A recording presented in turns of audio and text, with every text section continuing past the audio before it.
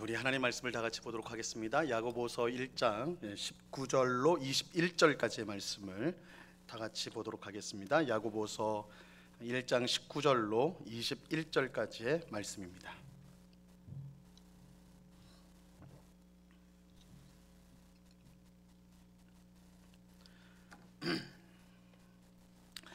야고보서 1장 19절로 21절까지의 말씀, 우리 세 절 말씀인데요. 우리 한 목소리로 다 같이 읽도록 하겠습니다. 하나님의 말씀을 같이 읽습니다. 시작. 내 사랑하는 형제들아, 너희가 알지니 사람마다 듣기는 속히 하고 말하기는 더디하며 성내기도 더디하라. 사람이 성내는 것이 하나님의 의를 이루지 못함이라. 그러므로 모든 더러운 것과 넘치는 악을 내버리고 너희 영혼을 능히 구원할 바 마음에 심어진 말씀을 온유함으로 받으라. 아멘. 오늘 성경 공부해 오신 우리 성도님들 진심으로 환영하고 하나님께서 오늘도 귀한 말씀의 은혜를 우리 모두에게 부어주시기를 간절히 바랍니다. 우리 앞뒤 좌우에 있는 우리 성도님 반갑게 인사하겠습니다. 사랑합니다. 축복합니다. 하여튼 이 자리에 나왔다는 거는 코로나에 아직 안 걸렸다는 뜻이거나 아니면 이미 걸려가지고 다 나았다거나, 요즘에 하도 지금 이제 확진자가 많이 나와가지고 저희 성도님들 가운데도 많이 지금 확진을 받아서 있습니다. 그래서 주일이나 이렇게 예배 때 왜 안 보이지 하면 보통 지금 이제 확진이 돼가지고 그렇게 하고 있습니다. 저희가 하여튼 면밀하게 이제 연락도 드리고 그러는데 조금 이제 고통스러우신 이제 증상이 있으신 분들도 계시고 가볍게 지나가는 분들도 계시고 그렇게 이제 보는 것 같아요. 아이들은 좀 수월하게 지나가는 것 같고 보니까 아이들, 우리 저희 유초등부 아이들, 유치부 유초등부 아이들 중에도 이렇게 이제 확진자가 나오는데 아이들은 좀 그렇게 크게 어려움을 당하지는 않는 것 같아요. 그래도 하여튼 이제 증상이 이제 뭐 그렇게 강한 이제 보통의 이제 일반 전염병 정도로 그렇게 이제 본다고 하는데, 어쨌든 좀 이제 주의하면서 이것이 빨리 종식될 수 있도록 우리가 함께 기도하면서 이 시간들을 잘 이겨 나가야 될 것 같습니다. 자, 오늘은 이제 구원받은 성도의 삶이 어떠해야 되는가, 이제 우리 야고보서가 신약의 잠언과 같다 그렇게 말씀을 드렸습니다. 그래서 성도가 하나님의 뜻대로 어떻게 살아가는가, 그것을 이제 지혜라고 말할 수가 있을 텐데, 오늘은 특별히 말에 관해서 또한 하나님의 말씀에 관해서 이렇게 이제 오늘 같이 보게 될 것입니다. 자, 말씀을 이제 보시면요, 우리 이제 19절부터 이제 보세요. 19절. 내 사랑하는 형제들아, 너희가 알지니, 이렇게 이제 시작하고 있습니다. 사랑하는 형제들아, 내 사랑하는 형제들아. 이게 이제 제가 전에도 말씀드렸지만 야고보서는 설교예요. 설교문 편지지만, 형식은 편지지만 설교라고 보셔도 무방합니다. 그래서 초대교회 성도들이 어떤 설교를 들었을까 하면 이 야고보서 읽으시면 돼요. 히브리서도 설교라고 말할 수 있거든요. 초대교회 성도들이 들었던 설교의 내용이다 이렇게 말할 수가 있는데, 그래서 우리가 이제 보통 설교할 때 이제 여러 가지 내용들을 할 때 주제가 탁 전환될 때 사랑하는 성도 여러분 뭐 이렇게 하잖아요. 저는 이제 잘 그러지 않는데 보통 목사님들이 설교하다가 이제 주제를 전환시키려면 막 설명하다가 이제 사랑하는 성도 여러분 이렇게 이제 전환을 시킨다고요. 이 야고보가 원조예요. 이렇게 이제 내 사랑하는 형제들아 이렇게 하면서 이제 주제를 전환을 시킵니다. 그런데 주제가 전환이 되긴 하지만 앞에 하고 그러면 아예 딱 떨어지느냐, 그렇진 않아요.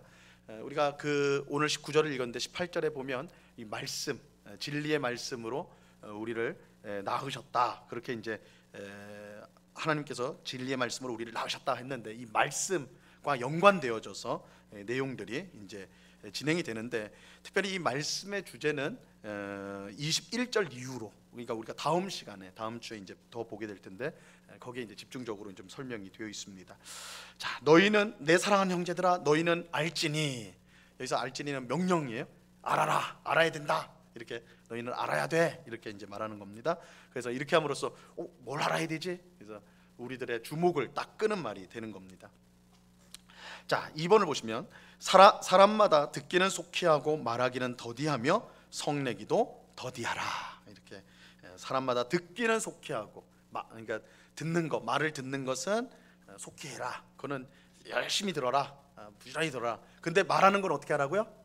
더디해라. 천천히 신중하게 생각하고 또 생각하고 그 다음에 말해라. 그죠? 성내기도 더디해라.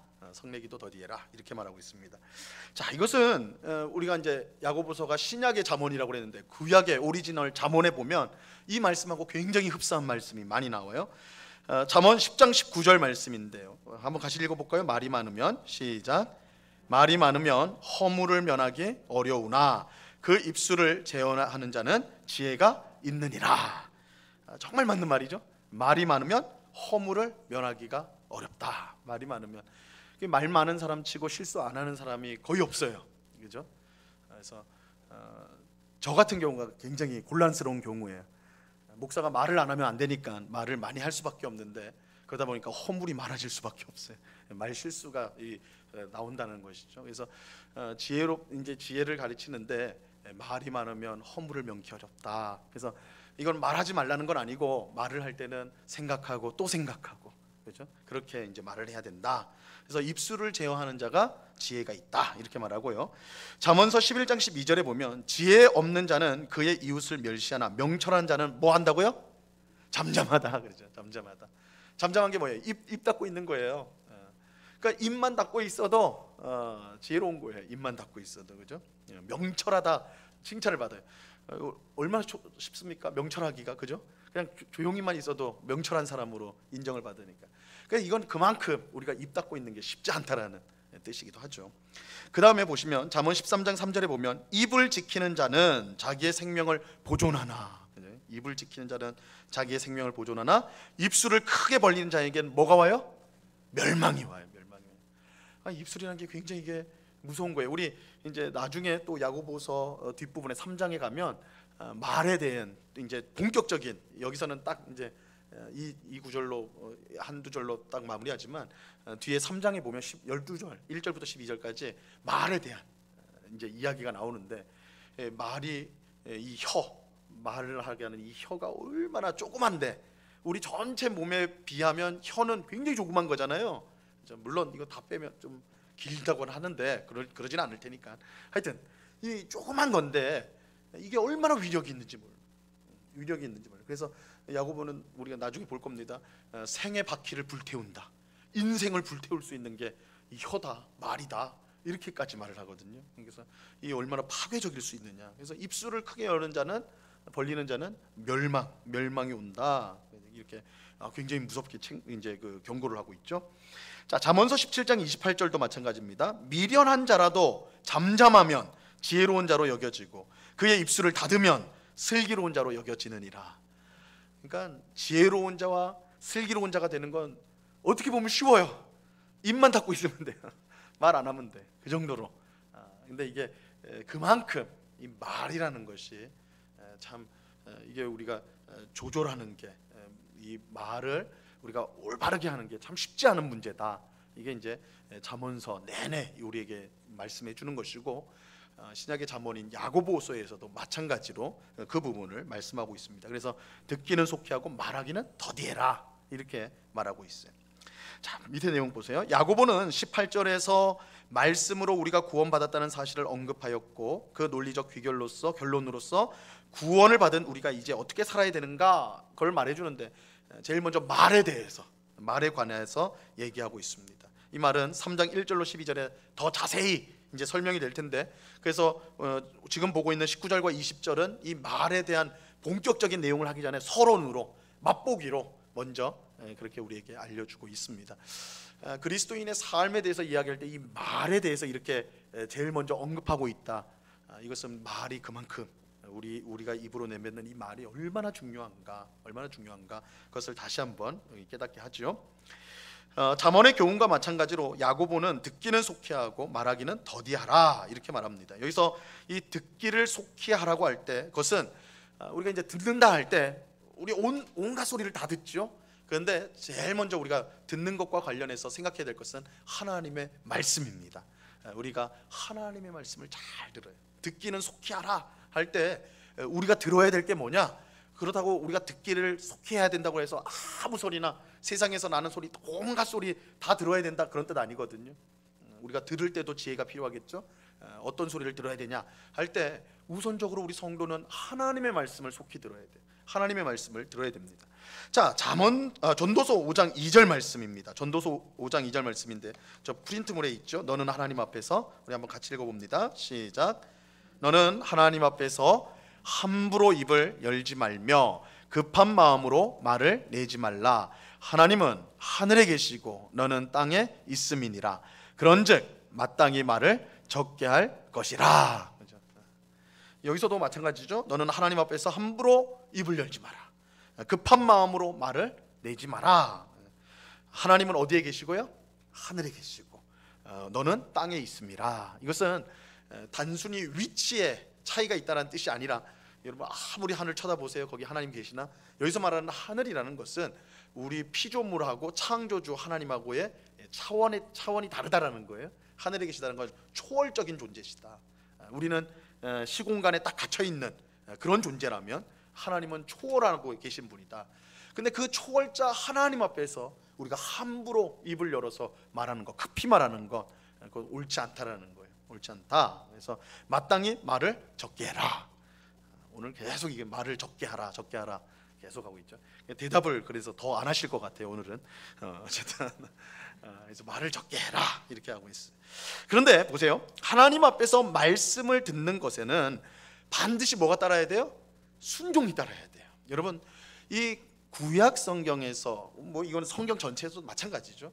듣는 것은 곧 순종하고 연결이 됩니다. 그래서 이제 좀 유식하게 한번 해볼까요? 우리가 구약 성경에서 듣는다, 히브리 말로 듣는다가 샤마예요. 샤마라고 하는데 이 샤마라는 말이 듣다라는 뜻도 있지만 동시에 순종하다는 뜻도 있어요. 재밌죠? 저희는 듣는 거하고 순종하는 거가 구별되는데 이 이스라엘 백성들에게는 같은 단어예요. 같은 단어. 그래서 듣는다와 순종한다. 듣는다와 순종. 듣지 않으면 뭐예요? 불순종이에요. 듣지 않는 게 불순종. 에덴 동산에서 아담과 하와가 선악과, 하나님 먹지 말라고 하는 선악과 딱 먹고 자기가 벌거벗은 줄 알고 숨어버리죠. 하나님께서 아담아 부르시잖아요. 근데 아담이 어떻게 해요? 숨어버려가지고, 그렇죠? 숨어버렸어요. 듣지 않는 거예요. 듣지 않는 게 뭐예요? 불순종이에요. 그렇죠? 듣지 않으면 불순종이에요. 그래서 이 성경에서 듣는다라는 것은 항상 순종과 연결된다는 걸 꼭 기억해야 돼요. 순종과 연결된다. 그래서 하나님의 말씀을 듣는 것은 반드시 순종이 따라야 되는데, 왜냐하면 순종 없는 들음은 자신을 속이는 일이 되기 때문에 그렇습니다. 우리가 다음 시간에 이 부분은 살펴볼 거예요. 22절에 그렇게 나와 있어요. 예수님은 똑같은 사실을 비유를 통해 말씀하셨습니다. 어떤 사람에게 두 아들이 있었어요. 두 아들이 있는데 두 아들에게 야 너희 밭에 가가지고 좀 일 좀 해라. 첫째한테 야 밭에 가서 좀 일 좀 해. 그랬더니 첫째가 알겠습니다 아버지, 제가 즉각 가가지고 하겠습니다. 딱 말은 해놓고 어디로 갔어요? 놀러 갔어요. 날씨도 좋고 그러니까 봄이니까 벚꽃 구경 갔어요. 얘는 잘했는데 네 아버지 하고 했는데 엉뚱한 데 가버렸단 말이에요. 둘째한테는 야 너 밭에 가서 일해. 그랬더니 둘째는 좀 버릇이 없어요. 버릇이 없어서 아 싫어요. 나 벚꽃 보러 가야 돼요. 나 놀러 가고 싶어요. 아버지 싫어요. 저 안 가요. 이렇게 해버렸어요. 그러니까 아버지가 속이 상하겠죠. 근데 나중에 보니까 둘째는 그 마음이 찔려가지고 가가지고 밭에서 일하고 있단 말이에요. 아버지 말을 순종했단 말이에요. 예수님이 이야기하면서 누가 아버지의 뜻에 순종한 아들이냐, 누가 아버지의 뜻을 이룬 자냐, 누구예요? 듣고, 그죠? 행한 사람. 듣고 행한 사람. 그러니까 예 알겠습니다 하고 엉뚱한 데 간 아들은, 순종하지 않은 아들은 들은 게 아니에요. 그죠? 뜻을 행한 게 아니란 말이에요. 그래서 듣는다라는 것은 순종한다라는 거예요. 듣는다는 것은.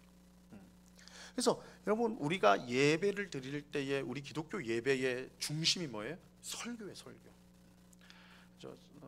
우리 1시간 예배 드린다면 설교가 한 30-40분 되니까 굉장히 큰 역할을 하는데, 뭐 좀 설교 좀 줄이고 딴 거 좀 하면 안 됩니까? 찬양이나 더 뭐 딴 거 하면 안 됩니까? 이렇게 생각할 수도 있는데, 기독교 예배에서의 말씀, 우리 설교는 듣는 거 아니에요?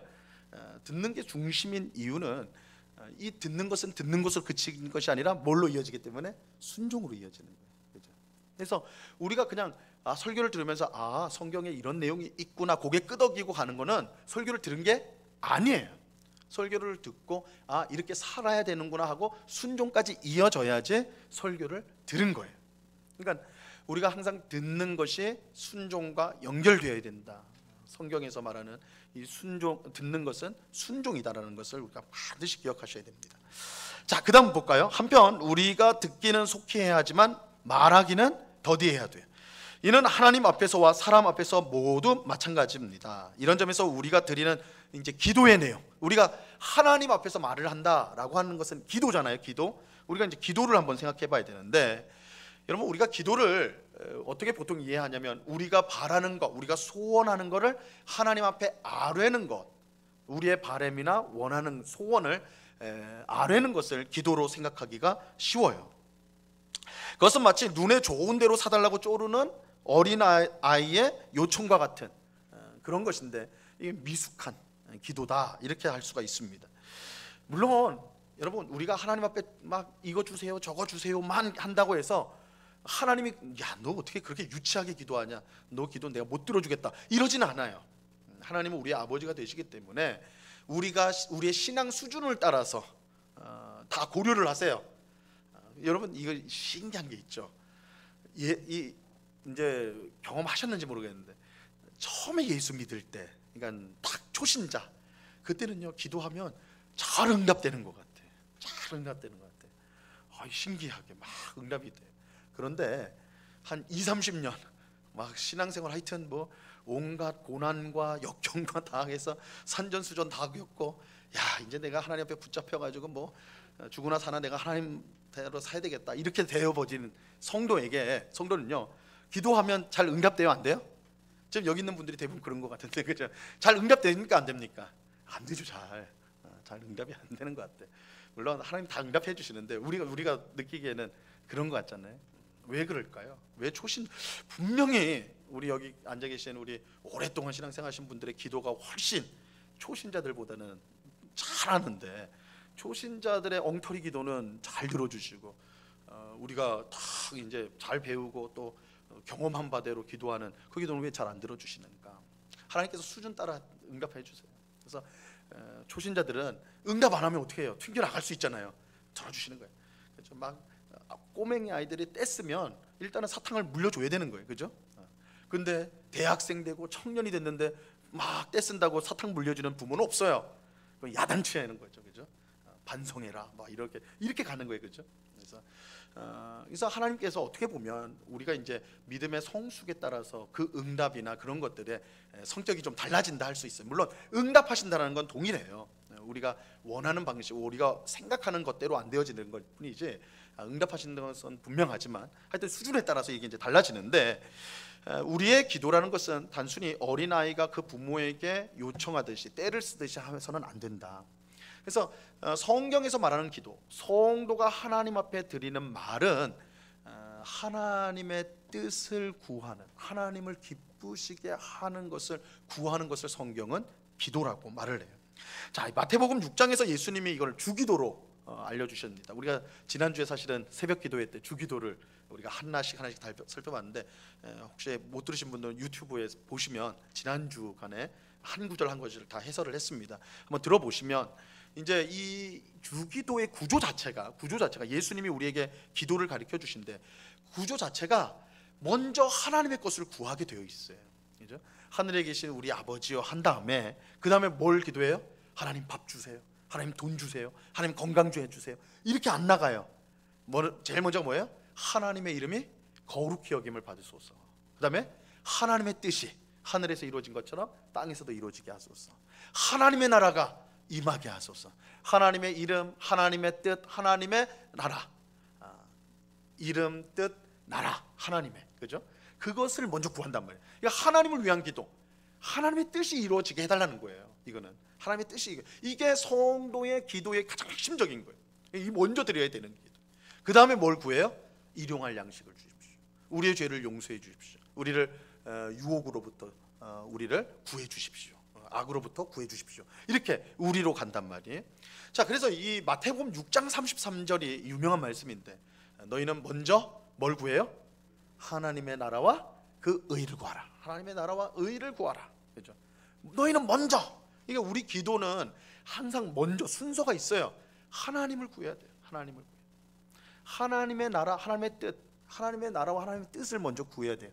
근데 먼저 하나님의 것을 구하면, 그러면 우리는 우리 거 언제 구합니까? 이렇게 나오잖아요. 예수님 뭐라 그래요? 하나님의 나라와 의를 먼저 구하면 이 모든 것을 너희에게 더하시리라. 그죠? 사실은 하나님의 뜻을 구하는 게 우리의 것을 구하는 거랑 다르지 않아요. 여러분, 이것을 믿는 게 믿음이에요. 하나님의 뜻이 내 삶 가운데 이루어지는 게 내가 가장 복된 거예요. 왜냐하면 하나님은 우리를 너무너무 사랑하시고 우리를 향한 선한 계획을 갖고 계시기 때문에 그 하나님의 뜻이 이루어지면 내가 지금 바라고 소원하는 것이 이루어지는 거랑 다를 바가 없는 거예요. 사실은 여러분, 우리가 소원하고 기도하는 것이요, 완전하지 않습니다. 여러분들이 지금 간절히 기도하는 제목이 있을 수 있어요. 근데 그걸 하지 말라는 건 아니지만 그 기도가 이루어져야지만 내 삶은 내가 원하는, 내가 그 삶이 복되고 그 삶이 완전하다, 이렇게 생각하면 안 돼요. 이전에 한번 생각해 보세요. 여러분들이 이전에 드려왔던 그 기도가 만약에 다 여러분이 말한 그대로 응답되었다면 그게 복일까요? 재앙일까요? 이거 한번 공부해 생각해보세요. 어렸을 때, 첫없을 때 했던 기도가 하나님이 그냥 다 들어줬다, 그럼 되게 우리가 생각할 때는 복될 것 같지만 사실은 냉정하게 보면 그것은 우리에게 복이 되기보다는 저주와 재앙이 될 가능성이 훨씬 많습니다. 왜 그러냐면 우리는 몰라요. 우리는 마땅히 구해야 될 것이 뭔지 모릅니다. 왜냐하면 우리 앞으로 될 일을 모르기 때문에. 그런데 하나님은 모든 걸 다 아세요.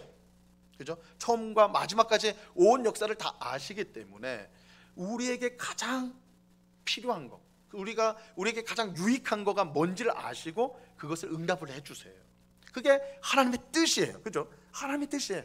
그러니까 우리가 기도라는 것은 하나님이 우리를 사랑하시고 우리에게 가장 좋은 것을 주기를 원하신다는 것을 믿음으로 하나님의 뜻을 구하는 게 기도예요.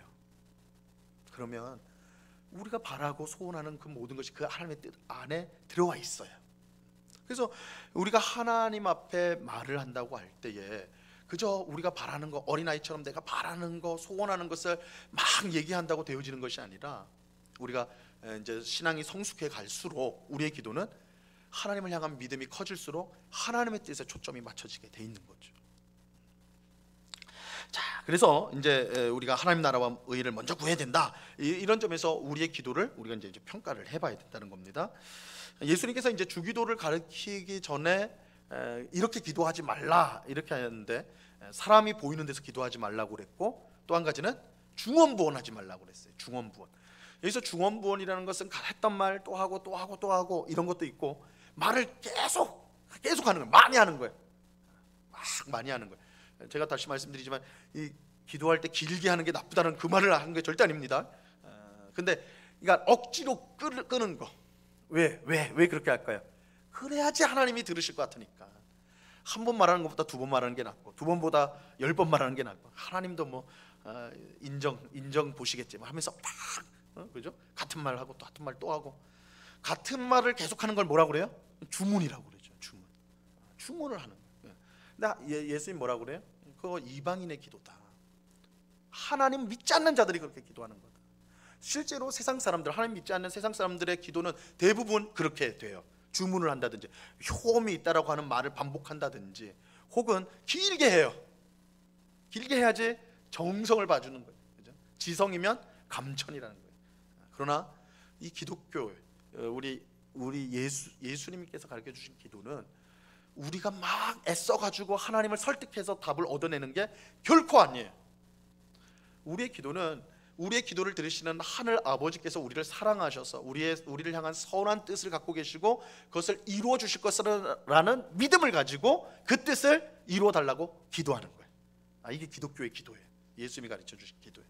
그래서 우리가 항상 하나님 앞에 말을 할 때에 내 생각, 내 고집, 그래서 내가 하나님 이거 안 들어주시면 나 교회 잘 안 나올 거예요, 막 이렇게 가면 그거 엉터리라는 거예요. 그렇게 협박하듯이 기도하는 게 아닙니다. 하나님의 뜻대로 되게 해달라고. 하나님의 뜻을 제가 알게 하시고 하나님의 뜻을 내 삶 가운데 이루어 주십시오. 이 기도가 기독교인의 기도다, 성도의 기도입니다.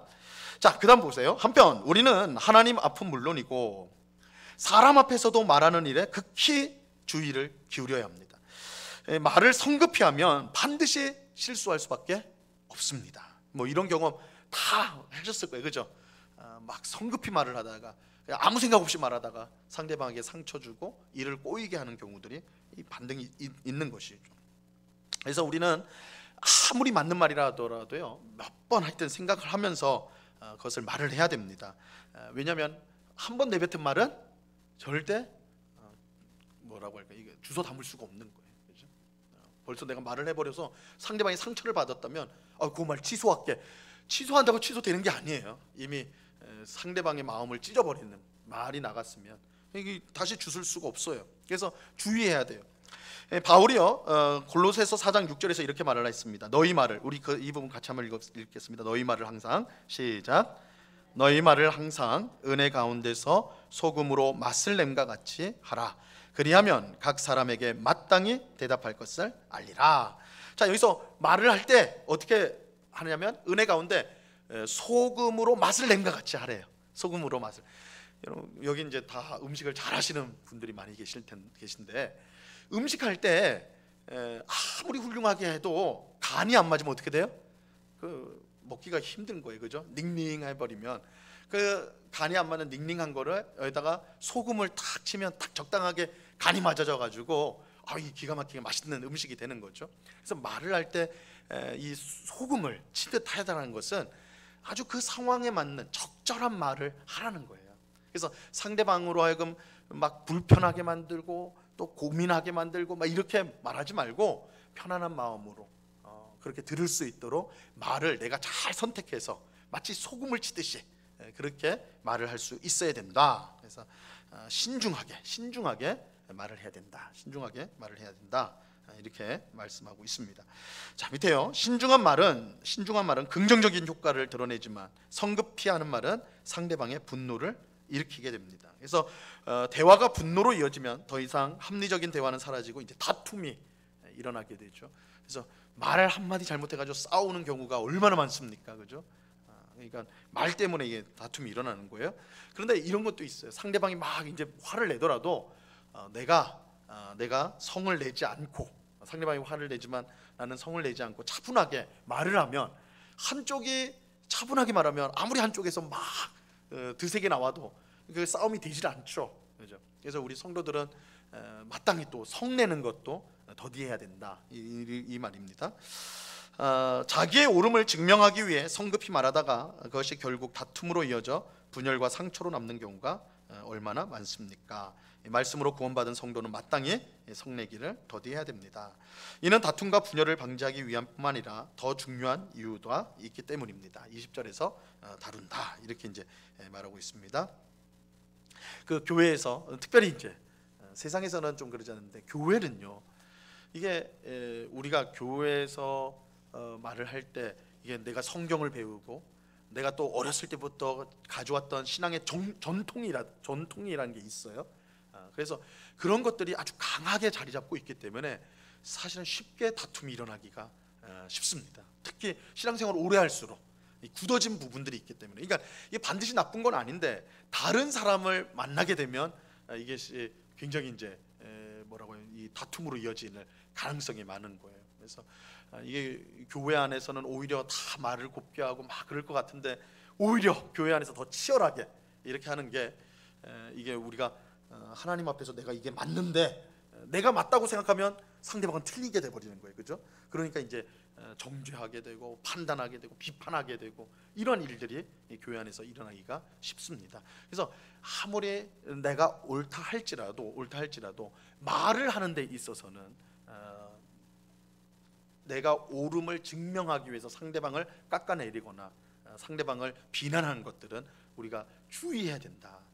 그게 성숙한 성도의 태도인 것이죠. 그래서 내가 잘 안다고, 내가 또 많은 성경의 지식을 갖고 상대방이 그렇지 못한 사람이라 할지라도 성숙한 성도는 어떻게 합니까? 오히려 참아줄 줄 알고, 저 사람이 바른 거를 잘못하고 있다면 바른 걸 깨달을 때까지 기다려줄 줄 알고, 또 온유하게 이끌어 줄 줄 알고, 그게 이제 성숙한 성도의 모습이거든요. 그러지 않고 넌 틀렸어, 너 이렇게 교회에서 하면 안 돼, 이렇게 가버리면 싸움이 나버리는 것이죠. 그래서 우리가 특별히 사회에서는 물론이고 이 교회 안에서도 특별히 우리가 이제 하나님 앞에 하나님을 믿는다는 우리들이 더 옳고 그름에 더 치열할 수가 있다. 그래서 이 부분들을 우리가 성숙하게 말을 할 수 있어야 된다는 것입니다. 자, 이제 20절을 보는데요. 20절은 우리가 성을 내지 말아야 되는, 화를 내지 말아야 되는 굉장히 이제 중요한 이유를 설명해 주고 있어요. 자, 20절입니다. 1번 보세요. 사람이 성내는 것이 하나님의 의를 이루지 못함이라, 이렇게 말하고 있습니다. 왜 우리가 화를 내면 안 되냐, 성을 내면 안 되냐? 하나님의 의를 이루지 못하기 때문입니다.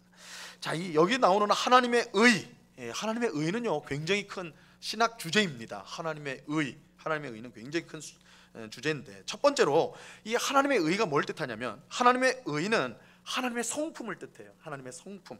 하나님은 의로우신 하나님이에요. 그죠? 하나님은 의로우신 하나님, 하나님의 성품인데, 이것은 죄를 미워하시고 심판하시는 모습으로 드러나게 돼 있습니다. 그래서 하나님의 의는 죄인을 심판하는 것으로, 의인을 높이는 것으로 하나님의 의가 드러나게 되죠. 이런 점에서 종교개혁자였던 마틴 루터가 이 하나님의 의를 굉장히 두려워했습니다.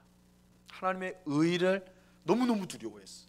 왜냐하면 하나님의 의라는 건 하나님의 의로운 성품으로서 죄인을 반드시 심판하시는, 죄인에게 진노하시는 것이 하나님의 의이기 때문에 이 부분만 본 거예요, 루터가.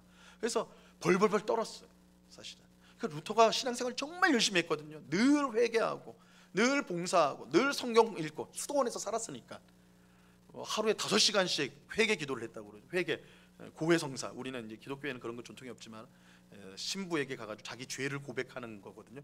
뭐 하루에 5시간, 6시간을 고해를 했다고 그래요, 자기 죄를. 그래서 나중에 되니까 신부가 너무 자주 오고, 한 번 왔다 하면 뭐 5시간, 6시간을 혼자서 막 자기 죄를 정말 조그만 것까지 하루에 6시간 말을 하려고 하니까 온갖 죄를 다 말했을 거 아니에요, 조그만 거. 그죠? 그러니까 이 신부가 너무 질려가지고 좀 오지 말라고, 좀 하나님이 용서해 줄 거라고 오지 말라고 할 정도로 루터가 그렇게 했어요. 그렇게 할 수 있었던 이유가 두려웠기 때문에. 하나님의 의가 너무 두려워요. 그래서 성경에서 하나님이 의로우시다, 하나님의 의라는 것이 나오면 철커덕 내려앉는 거예요. 왜냐하면 나는 죄인이고, 나는 진노를 받을 수밖에 없는, 심판받을 수밖에 없는 나구나. 그래서 하나님의 의를 이렇게만 이해를 한 거예요, 루터는. 근데 어쨌든 하나님의 의는 하나님의 성품, 그래서 죄인에게 진노하신다, 이런 개념이 있고. 근데 이제 두 번째 의미는, 하나님의 의는 하나님께서 약속하신 것을 반드시 지키시는 신뢰성과 신실성을 또한 나타내는 것입니다. 그 다음 쪽 보세요. 이는 특별히 하나님의 구원 역사 속에서 언약 백성과의 관계를 유지하시며 구원을 이루어 가시는 하나님의 일하심 가운데 명백히 드러난다. 여기 관계라는 말에 동그라미를 치세요. 이 의라는 말은, 성경에서 의라는 말은 이 관계라는 의미를 갖고 있습니다. 하나님의 성품이면서 또 한편으로는 하나님의 관계성, 그죠? 관계성. 그래서 제가 이거 몇 번 말씀드렸는데, 하나님과의 관계가 바르다라는 게 뭐라고 그랬어요? 의라고 그랬죠. 그래서 하나님의 사람을 뭐라고 불러요? 의인.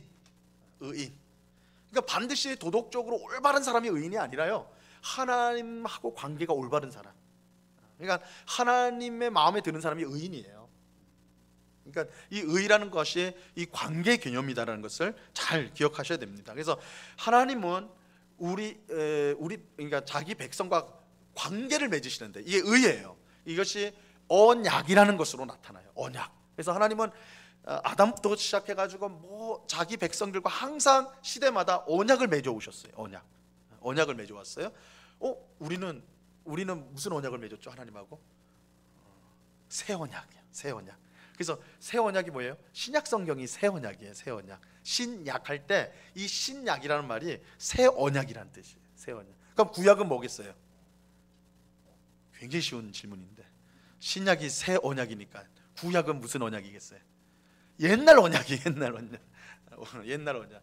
그래서 하나님이 새 언약 전에 맺었던 언약, 그 언약에는 아브라함 언약, 뭐 모세 신의 산 언약, 뭐 다윗 언약, 이런 언약들이 쭉 있죠. 이게 구약 성경에 나오는 언약이에요. 하나님은 그의 백성과 언약이라는 관계를 맺으셔가지고 하는데, 하나님은 그 관계를 맺을 때 이 언약 관계를 맺는데, 언약은 제가 이제 언약 공식을 항상 좀 이거는 외워두셔야 된다 말씀드렸죠. 나는 너희의 하나님이 되고 너희는 내 백성이 되겠다. 이걸 간단히 쉽게 더 표현하면, 나는 너희의 하나님으로서의 노릇을 다 하겠다. 나는 너희의 하나님으로서 해야 될 일들을 내가 다 한다. 그거 절대 내가 바꾸지 않는다. 그러면 너희는 어떻게 돼요? 너희는 내 백성이 되리라니까. 우리는 하나님 백성 노릇을 제대로 하겠습니다. 이게 언약이에요. 언약인데, 하나님이 우리 쪽을 향해서 하는 그 언약, 내가 하나님 노릇해 주겠다, 그것을 보증하는 게 의예요. 의. 그래서 하나님은 자기가 약속한 걸 우리에게 다 이루어 주신단 말이에요. 그럼 우리가 하나님 앞에 바르게 한다면 의인이 되는 거예요. 그죠? 쌍방으로 이렇게 돼버리는 거죠. 이 관계예요. 관계라고 할 수가 있어요. 자, 보세요. 사도 바울이 복음에는 하나님의 의가 나타났다고 말할 때, 복음에는 하나님의 의가 나타났다 할 때 바로 이 이야기를 하는 것이다. 로마서 1장 17절의 말씀이죠.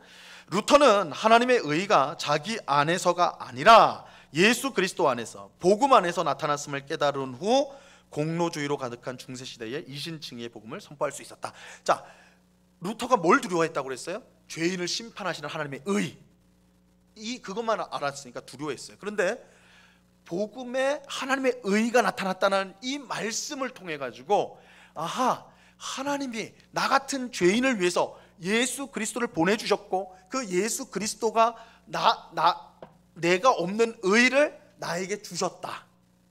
그래서 내가 이제 하나님과의 관계가 올바르게 되었다. 이걸 깨달은 거예요.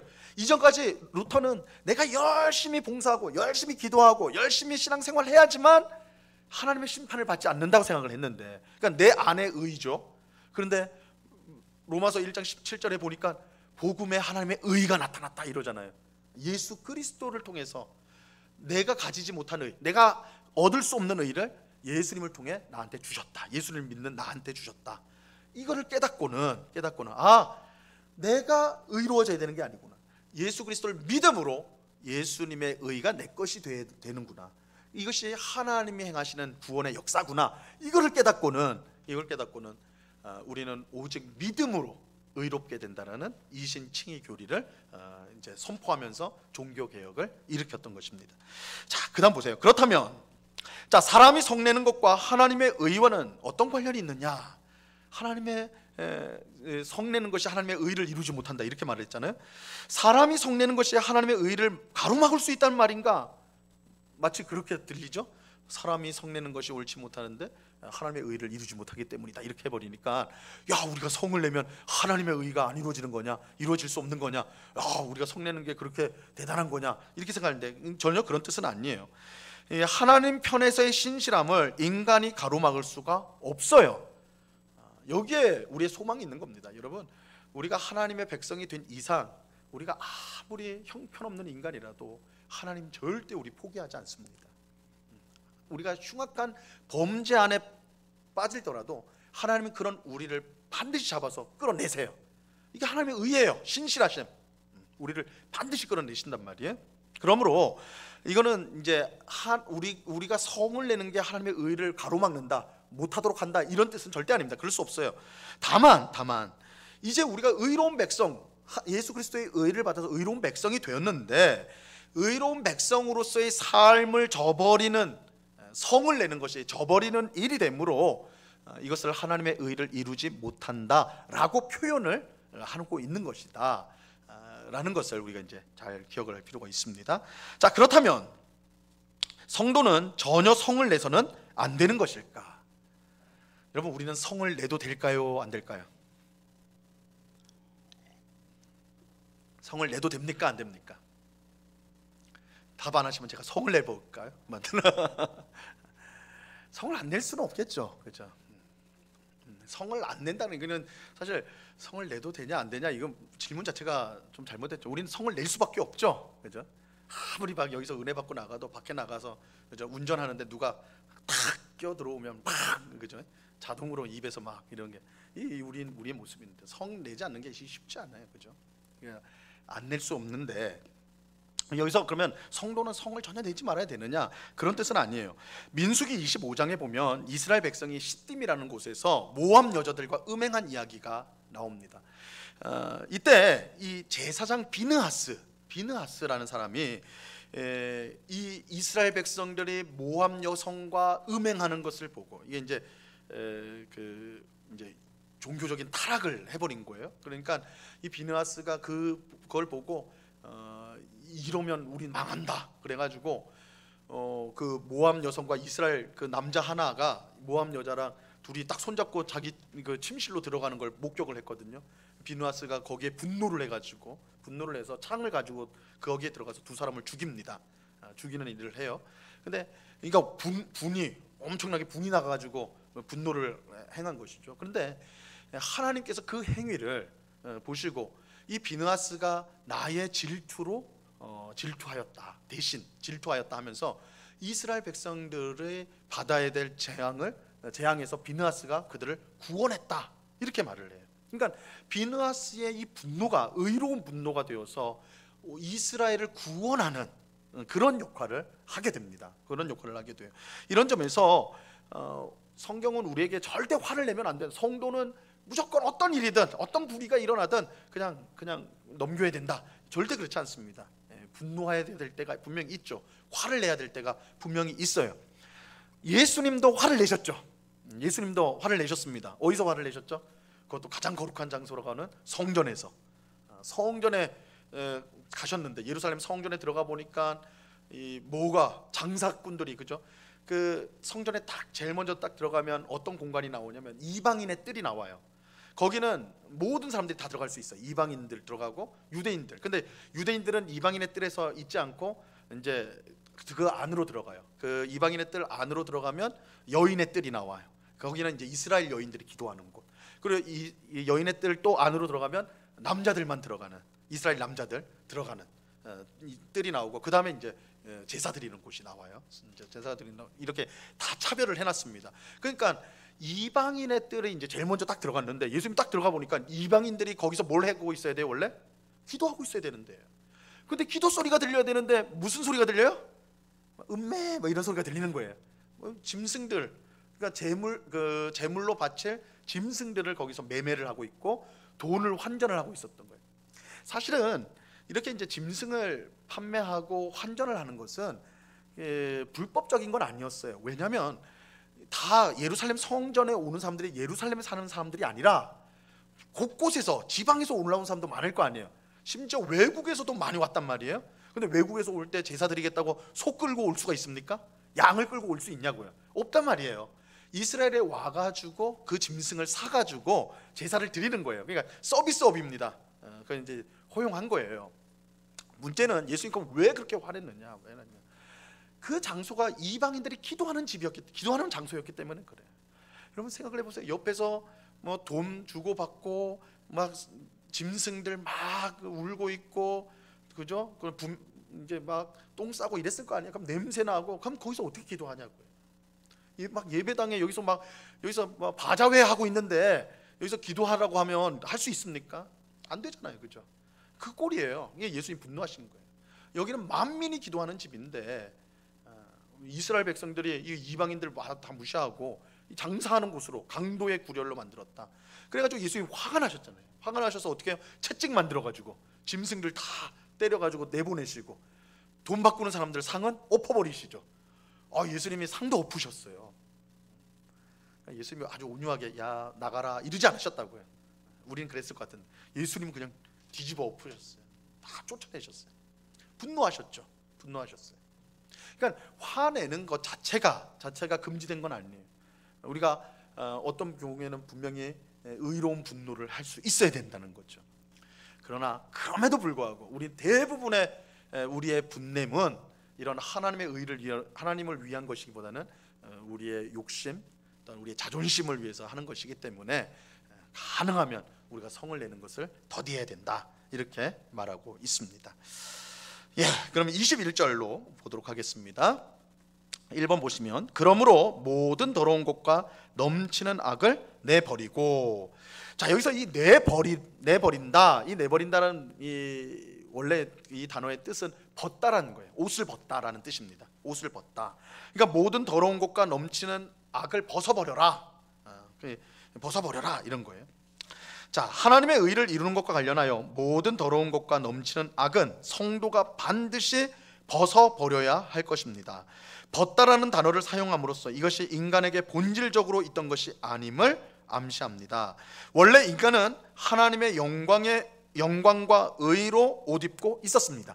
하나님이 사람을 처음 창조하셨을 때, 아담과 하와, 죄짓기 이전에 아담과 하와는 물론 다 벗고 있었지만 실상은 그들은 하나님의 영광과 의로 옷 입고 있었던 거예요.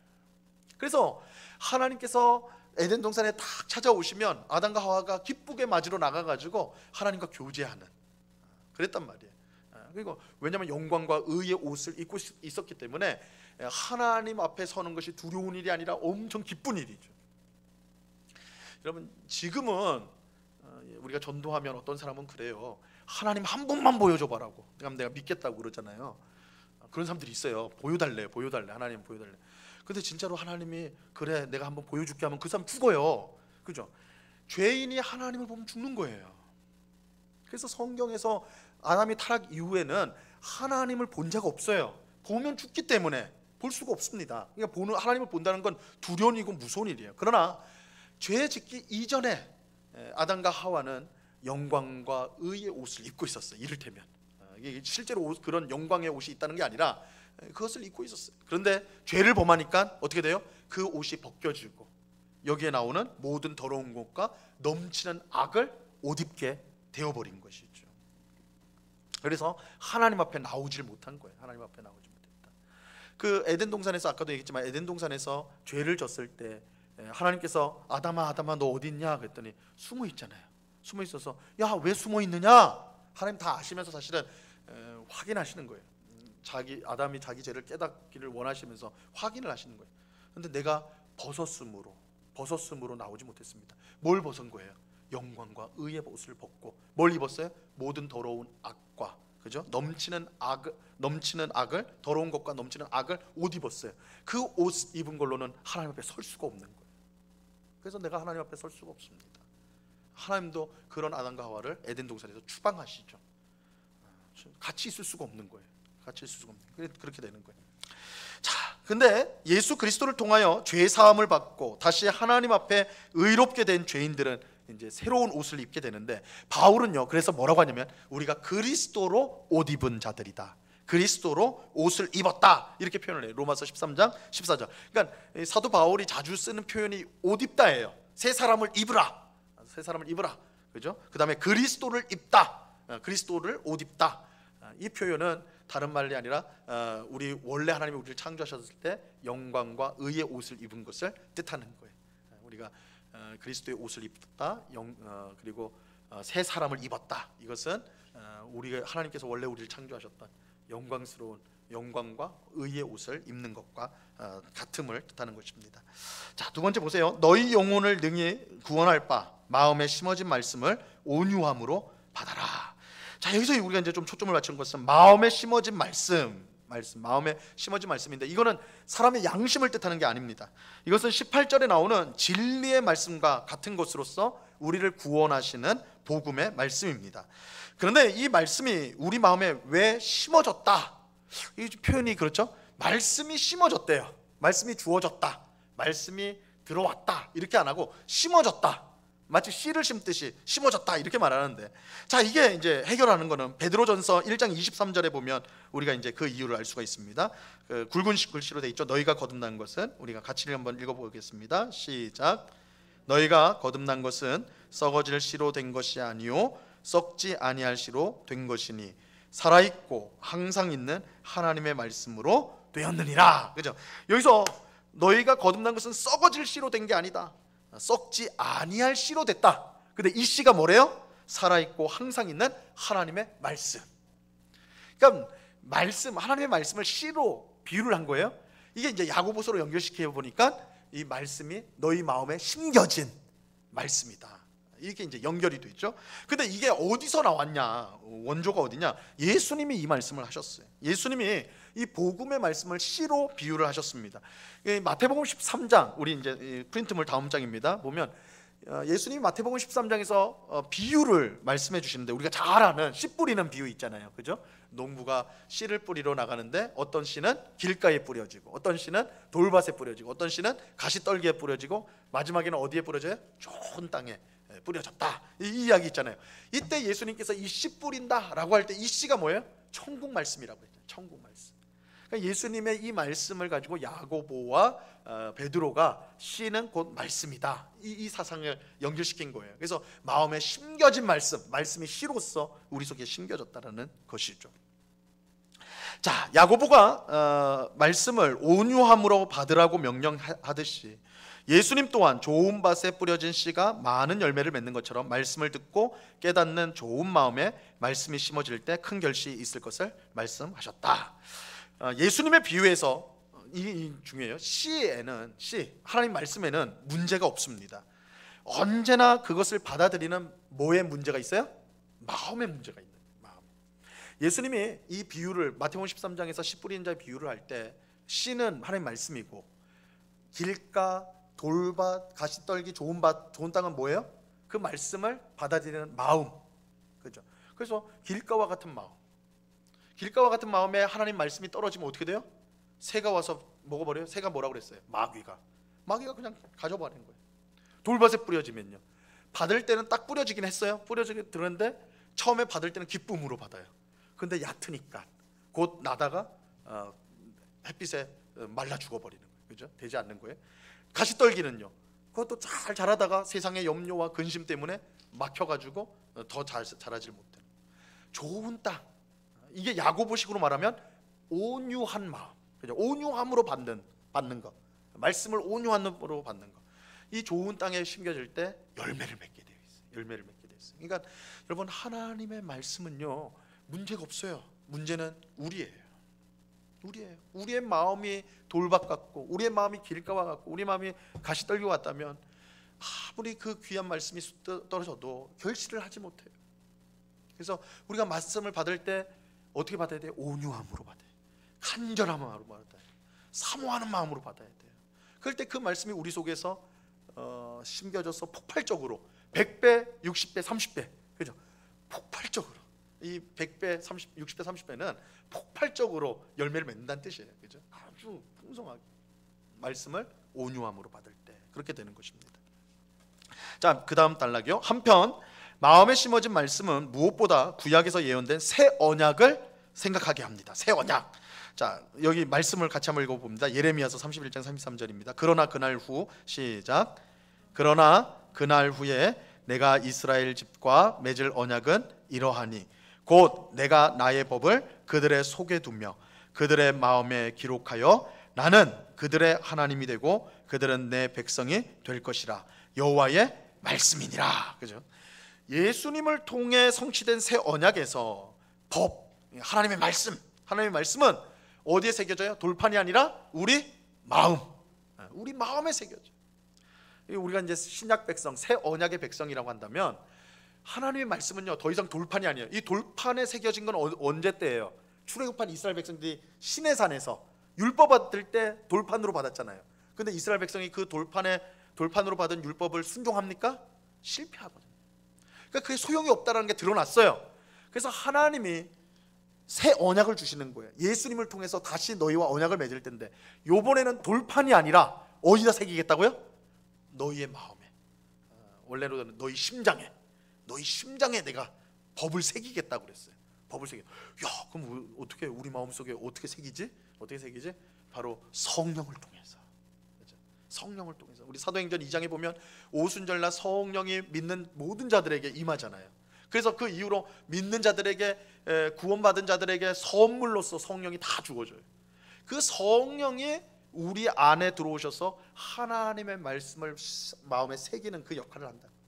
그러니까 심장에 말씀을 새긴다는 뜻이 곧 성령께서 우리 안에 내주하신다, 우리 안에 계신다라는 것입니다. 그래서 로마서 8장 4절에 보면 성령을 따라하면 율법의 요구를 이룬다, 이렇게 말씀하고 있는 거예요. 성령께서 우리 심장에 새겨진 율법이 되기 때문에.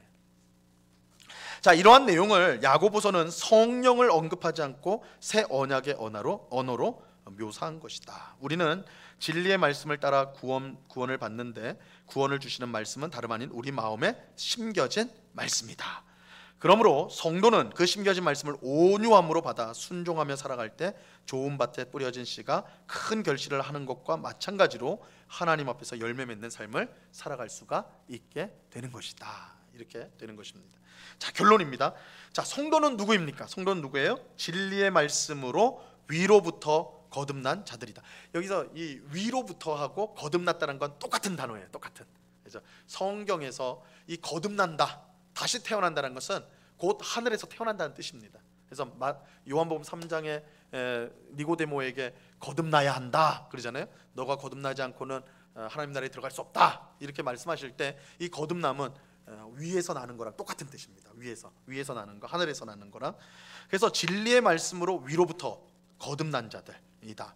또 그 말씀은 마음에 심겨져 우리가 그것을 온유함으로 받아 순종할 때 우리로 하여금 하나님이 기뻐하시는 열매 맺는 성도가 되도록 합니다. 그러므로 야고보서에 의하면 성도는 어떤 사람이에요? 말씀의 사람이에요. 성도는 말씀의 사람이다. 그러므로 성도에게 가장 요구되는 것은 말씀에 귀를 기울이는 것입니다. 귀를 기울인다는 것은 순종을 포함하는 것입니다. 그래서 말씀에 귀를 기울여서 그 말씀에 순종하는 이 말씀의 사람이 야고보서가 말하는 성도예요. 성도. 그런 사람이 풍성한 열매를 맺는 복된 삶을 살아가게 된다, 이렇게 말하고 있습니다. 자, 그러면 반대로 성도의 타락은 무엇인가? 성도의 타락은 무엇보다 말씀에서 뭐 하는 거예요? 멀어지는 거예요. 말씀에서 멀어지는 거예요. 우리는 그냥 나쁜 짓 하고, 그죠? 때리고 훔치고 막 속이면 그게 타락이로, 그것만 타락이라고 생각하는데 성도의 근본적 타락은 말씀에서 멀어지는 거예요. 말씀에서 멀어지는 거예요. 언제나 성도의 타락은 말씀에서 멀어지는 데서 시작되어서 우리가 밖으로 드러나는 죄는 그 열매예요. 그러니까 언제나 우리 자신을 점검하셔야 돼요. 말씀에서 우리가 말씀을 정말 듣고 순종하는 데 우리가 점점 더 나가고 있는가, 아니면 반대로 말씀으로부터 점점 멀어지고 있는가.